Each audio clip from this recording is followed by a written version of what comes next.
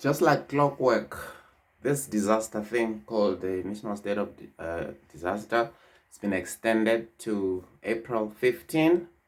Remember, there were a whole lot of hints by the health minister and some of the health MECs, as well as the president when he was doing his rounds and trying to mend the war infection of the African National Congress throughout all these provinces, that the national state of disaster is going to be done away with. Oh well, you know what they say about power. They say that power corrupts and absolute power corrupt absolutely. What are the benefits of the state of national disaster? It's for a few group of people to be able to make political decisions that would affect all of us economically and socially without having to account for few members of the cabinet and those people that we have never voted for on the NCCC, the so-called the command council of the CODIV, as stated by the Minister of Basic Education, Mrs. Mother, right? So they're there, they discuss, and then from that they come up with whatever stage that they think would be fit for the republic. Today we could be on stage 4 that has a little bit of ingredients of level 1, or go to level 2, which has a little bit of ingredients of level 4, whatever that they like. You could wear a mask in while you're skateboarding or whatever, or you don't have to wear it while you're in a taxi, or the taxi's windows, all taxi windows should be opened while the taxi driver is driving. You know, people who've never been in a taxi before, they should try that in winter. So, and also because of this money involved, issues of PPEs, tender, issues of your masks, and so forth. So the parliament, as you have seen for the past 2 years, initially when they started, they said that, parliament members stayed at home, their salary was never affected, and then the rest of the populace also stayed at home, and majority of them were affected. They lost jobs. Some they received half of their salary, and hoping that that will be augmented, and on the other side, government should assist them, and some waited forever, and that never happened. And also, while this is happening, the parliament was not sitting.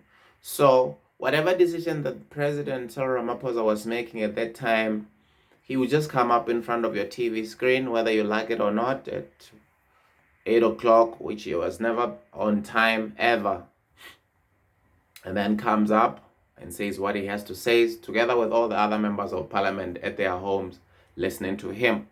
So in other words, whatever policy that he had to come out with regarding CODIV would have been, the first start would have been the parliament, and then all other political parties debate the issues.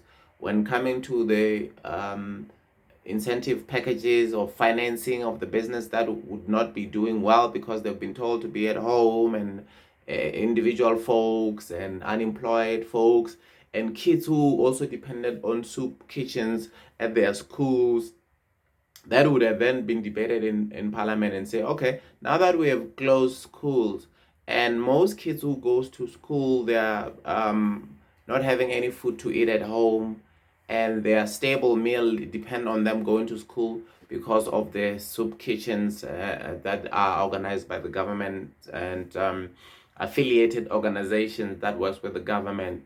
And then the parliament would have said, okay, this is what we'll do.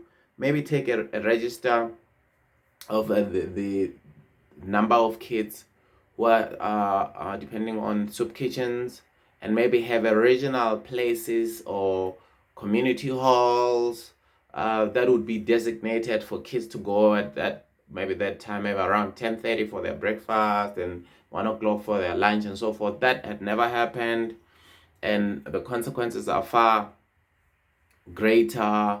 We now studies stated that lots of kids have lost uh, too much in terms of education.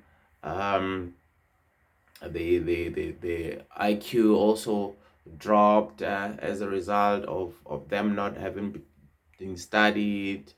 Um, Babies got affected because of the masks that their mothers were wearing, and cognitive abilities and being able to learn through their facial expression. As they say, I think 70 to 90% of facial expression or nonverbal communication is key in for a person to develop, and that didn't happen. And we're far in now. The government is enjoying the power. They've extended to April. The AfriForum now indicated that they'll rush to court to stop them. And these are just the threats that we've been seeing.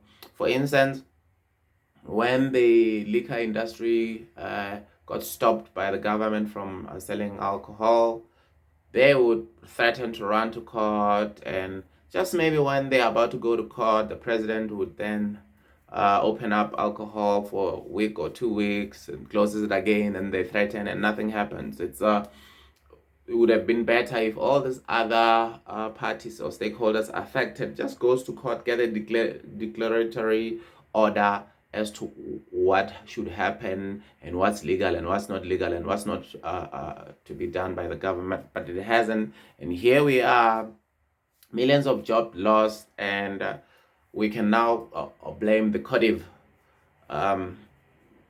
just like the way that it's been blamed now, as opposed to just blaming the incompetence of government. Remember, before we went to lockdown, or we were relegated to junk status by a couple of credit scoring organization, and I think it was just one which was still holding on, and so that's where we are now, and things are still turning for the worst. My name is Mamuji, and thanks for watching the Mamuji Show, and I'm out.